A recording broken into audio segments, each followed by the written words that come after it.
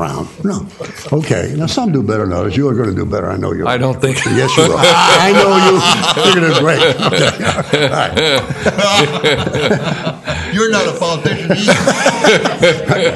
Still, and it would help if we had a 5-year business plan. Some of the questions that come up when people get elected, you could hand them to something and say, okay, no, wait a minute. Have you read the next 5-year forecast of the city? Do you believe in it? Do you think you can help make it happen? These are questions we need to propose. And I would have no problem doing that as long as You I get was support. given a framework. No. As long as we were given a framework of direction. In other words, someone has to say, I the framework agree of direction completely. is we want services to remain the same. Yeah. Tell us how much the cost of those services remaining the same is going to grow in the next 5 years. That's an answer I could give. Yeah. But hey, we want a balanced budget 5 years from now, and you tell us how to make it happen. That we can't do because we have to decide whether we're cutting expenses or raising taxes, and that's not on us. And Well, Cindy, I I'd think like to we're- I go think deeper we're than told that. it is. I like to say, our services going to be cut? What are services? And I think when you talk about services, what are the essential needs of a municipal government? We did a huge exercise with that 2 years ago in May, before we began last year's budget, not this one. We sat down and did a big briefing and a department by department analysis, breaking what we did in each department into 3 categories. Essential services, the things we had to do by law to remain a municipal government, or things that were public safety. What we considered the second category was things that were quote unquote value added. We did them because they added value to our business model, or we thought that they added value to what people got from the city. And the third category was purely customer service, things that we don't have to do, that we don't do because we want to, things that we do because we think people like them. And we proposed at that time that if there were going to be cuts should come in the customer service amenities, and even to some degree in the value added, because the reason for doing that exercise was, hey, we've been doing everything the same way for so long. We may be doing things that we think people care about that nobody even cares about. It's time to examine our business operations. So we did that analysis, and I'll be happy to provide you with another I'd like copy to of see it. the first part of that, because you can expand that definition of services. Unfortunately, I got a copy of it. It's really we good. couldn't raise taxes enough. But unfortunately, if you wanted to satisfy that. well, you know what the answer ended up being at the end of all of it? And I'm going to be honest. The answer ended up being, that's a great analysis. Now cut the budget, and we want to keep everything. Let me. I mean, that was, and not simplistically, but, again, no one wanted their police department.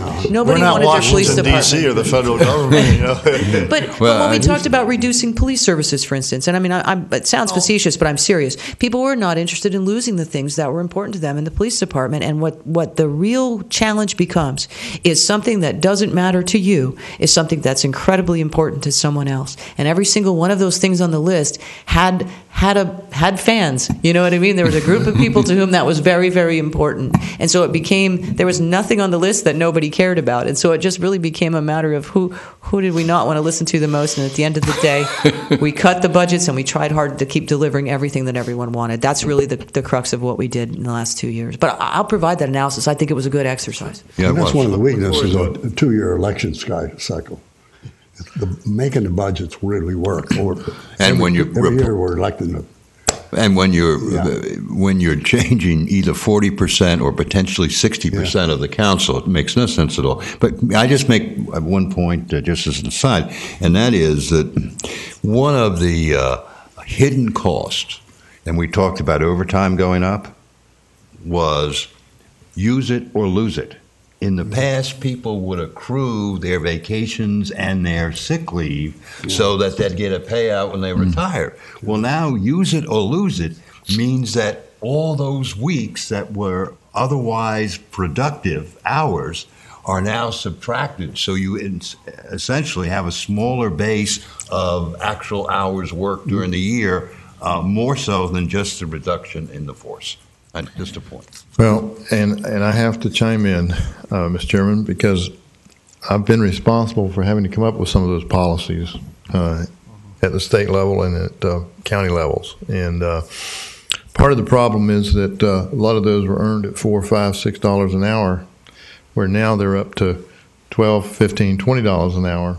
And so exponentially, that pocket of money that you're going to spend goes out higher and higher and higher. But you are right, that does contribute to the overtime, and I certainly agree with that. I've had to do what Cindy's doing today for about 30 years in public schools, and I've had to justify all these things. And one of the things I've been asked by legislators, how much money does it take to run our school system? And I said, it's very simple. What kind of school system do you want? You tell me what you want, and I can put a price tag to it. If you want me just to take this pot of money that you give me and run the school system, I can do that too. But it may not be exactly what you want. And so those are some of the intrinsics that are built into the process, and there's not a thing that we can really do to make that work any differently given the kinds of systems that we have. And I don't mean this one being good, bad, or indifferent. It is a governmental entity. And so, Cindy, I do feel your pain in trying to do that. It's what do we want Vero Beach to look like, and what is the public willing to pay to make it look that way? And certainly, Sebastian, you use that as an example. I think Vero Beach would be pretty much in line with that had Vero Beach never had a power plant. Because over the years, and I don't mean just the last couple of years, but over the many years that we've had it, it's become the cash cow to supplement the budget to keep from raising taxes. It might have. It has. And so I think the important thing is, where do we want to go? What do we want to look like? And I think a 5-year plan is a great way to do it. What do you want to look like in 5 years? I think it actually takes more than a 5-year plan. I think it's more like a 10 or 15 plan, something well, like that. I used to do 5 and 20-year capital plans. Yeah. And so, but you're right. You need a short-term and a long-term, long-range goal. What do we want? I remember the first time I came into Vero Beach, came in for an interview, coming in from 60, 2-lane, narrow little road coming into Vero, and I came in up somewhere about where the mall is now. And I thought, my goodness, this is the prettiest little town I've ever seen. That was my first impression. Now, that's changed, but times have changed, buildings have changed. So I think Vero is a special place, and I think it's going to be a special place, but I think it's going to take some planning, some hard work, and some folks willing to make some hard decisions in order to... Yeah. Just take something like the roads, and it struck me during the budget process. I thought the budget process was terrific this year. I mean, everybody's sitting around and talking about this, and everybody coming in and presenting their departments. I think everybody learned a tremendous amount, and the give and take was great, and really some smart thoughts. I thought it was really well done. I thought it was excellent too. I thought it should be done actually quarterly almost, so you have these discussions about what goes on but. Anyway, I thought it was very well done. Just if you take the roads, which was one thing, and I don't know what the numbers were, but it was something like $600,000 to $800,000 a year to keep the roads renewed every 10 or 15 years. And I don't remember exactly what it was, but it was something like that. And it was, we're only spending $400 or something, and so the shortfall was very, very pronounced. And if we're doing projections or something like that, somehow you've got to catch back up. And, if you don't catch up this year or next year, all of a sudden it hits you big later on. So these 5-year or X number of projections, if you're each department trying to do the service you're supposed to, it's going to come back and back into the budget and bite you. So you're looking ahead really helps out a lot as far as I can see. And we do that for capital. We do 5-year capital projections because that's not a policy. There's not policy issues really inherent in that. We know how much 1-cent sales tax we're going to get, and we know what infrastructure needs to be repaired over the next 5 years, and that's the bucket we have to fit it into. But we do 5-year capital projections because it's not the same choice between taxes that are under our control and service levels that are under our control. So, Just one thing about the cash cow. Yes. No one would care about a cash cow if the rates were in line. That's right. So, I mean, that is the tug of war that's going on. So, you wouldn't argue about what the return is going, so forth. Nobody cares, but right. I don't want to. I know that people have commitments. I think it was even though it was long, I think it was very productive in terms of some direction. I would want to work to put together a report and, as I said, circulate it. Try to incorporate. Fortunately,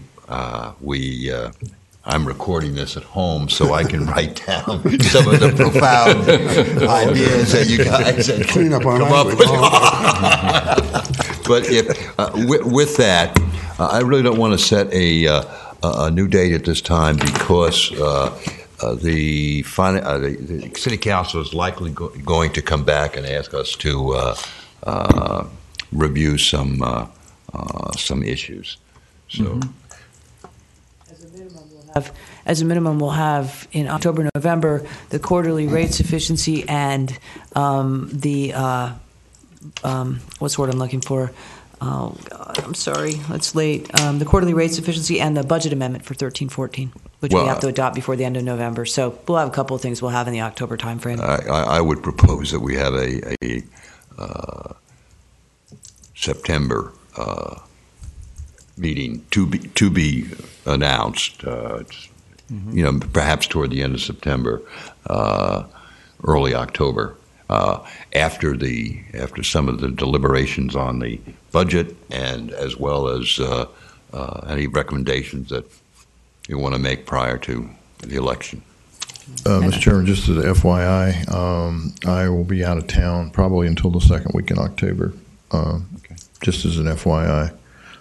If I may, I've got a few questions I'd like to run through quickly, and I won't take a lot of time. Cindy, do you have their quick access to the code enforcement budget? You mean code enforcement as a subset of planning? Yes, what their budget Wow. Not on. If not, it's not important. What I wanted to do, Ms. I do, because we participate in some benchmarking for code enforcement with an agency we work with, and they have to take their portion of the budget out of planning. So I have the number, but it's upstairs. That's okay. What I wanted to talk about very briefly, and maybe I can just bring it up and we can at least have some food for thought for the next meeting. But I looked at our budget for code enforcement fines, where we've collected $12,000, and I wonder if, in part and parcel to what I was talking about earlier about let's make sure we're doing all we can with what we can. Anytime you go around, you see things that are what you believe to be code enforcement issues, and nothing seems to happen. And we've passed ordinances over the time, and I think we need to start enforcing these. You go down to the beach, for example, and you see the big sign that says "No dogs on the beach," and you'll pass a dozen dogs with their owners on the beach.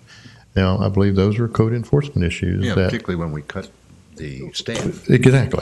Exactly. And so, are we? This conversation during the budget workshops, and the issue comes back to, and Tim McGarry can speak to this more eloquently. There's only two people.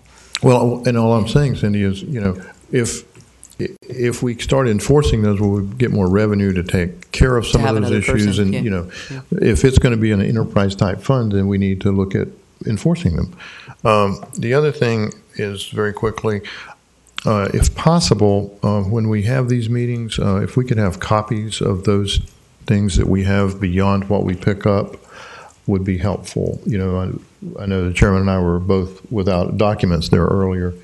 Well, I have them all. I take them off I just print them off the website, and I just didn't bring them. Right, they're all located on the website. I got mine off the website, too.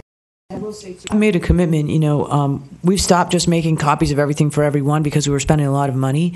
But anybody who wants a hard copy of a budget package or anything else, I do hard copies of the quarterlies for you. But if there's any other thing that you want a hard copy of, all you do is pass that request through Sherry, and I'll make sure you get one. Okay, I just don't do it as a matter of course anymore per direction of this commission, because I was just killing trees like you wouldn't believe and costing them. Okay, thank you, Cindy. It gets a little expensive at home printing all those out also. I'm more than happy to do that for you. Thank you.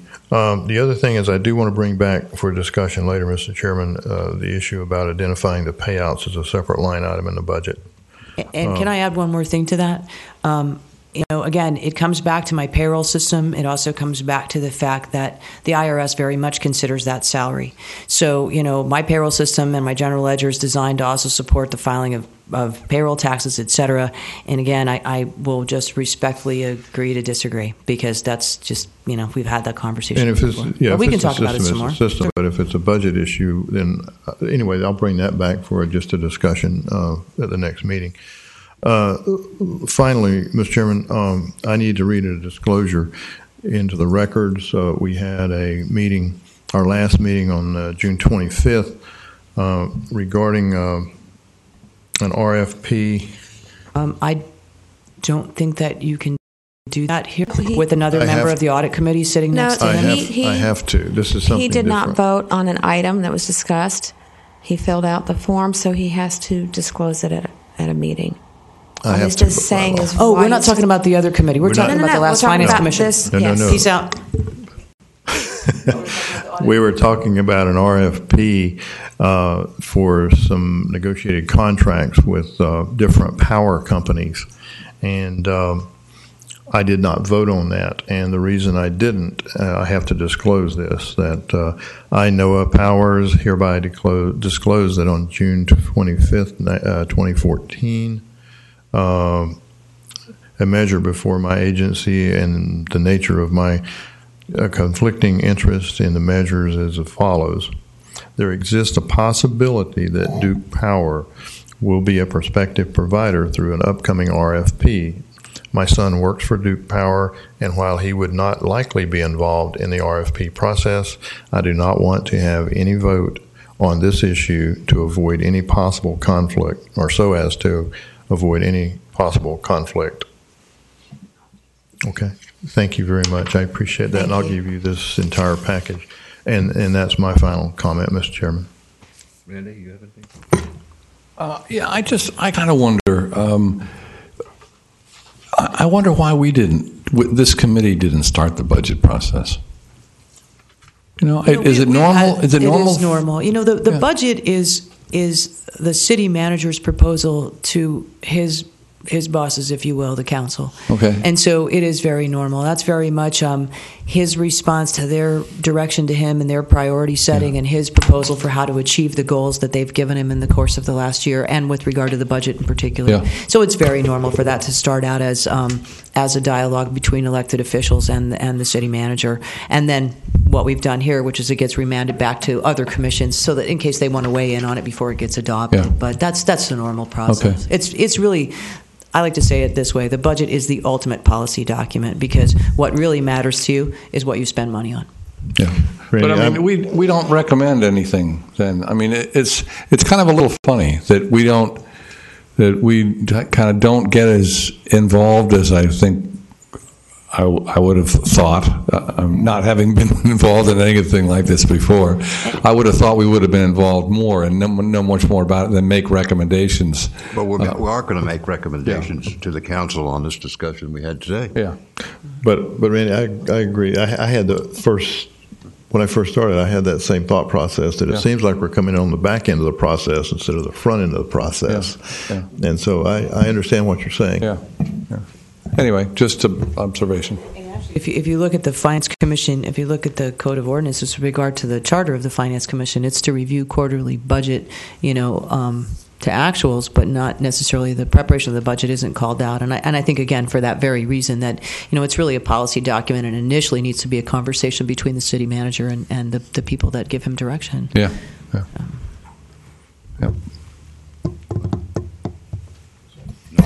Mr. Chairman, I recommend we be adjourned. Me too. A second. We haven't got a quorum. I don't think we can be. Cindy, can you vote, please? Yeah, we do.